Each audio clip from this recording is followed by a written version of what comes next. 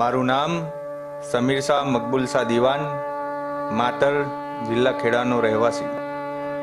આપણા પ્રધાનમંત્રી શ્રી નરેન્દ્રભાઈ મોદીએ મારા જીવનના આદર્શ એવા ગાંધીજીના જન્મદિન 2 ઓક્ટોબર 2014ના રોજ સ્વચ્છ ભારત અભિયાન જાહેર કર્યું. આ અભિયાનનો મુખ્ય હેતુ જાહેર સ્થળોને, આપણા ઘરોને અને આપણને પોતાને પણ સ્વચ્છ રાખવાનો છે.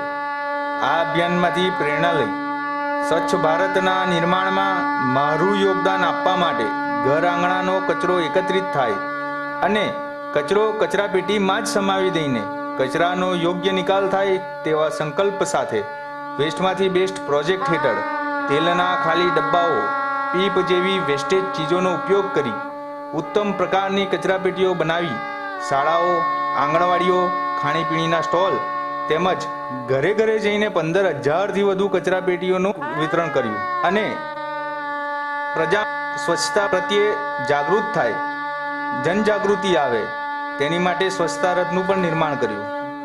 મને એ વાતનો આનંદ થાય છે કે સ્થાનિક સ્વરાજમાં સરપંચશ્રીઓ, તાલુકા પંચાયતના સદસ્યો, જિલ્લા પંચાયતના સદસ્યોએ પણ આ પ્રોજેક્ટ અપનાવ્યો છે.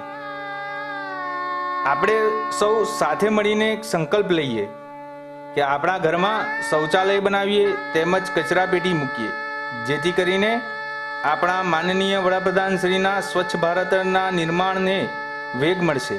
તો સંકલ્પ લઈએ તો કષ્ટ આવે, કસોટી થાય, પણ સિદ્ધિ જરૂર મળે. જય ભારત, જય હિન્દ.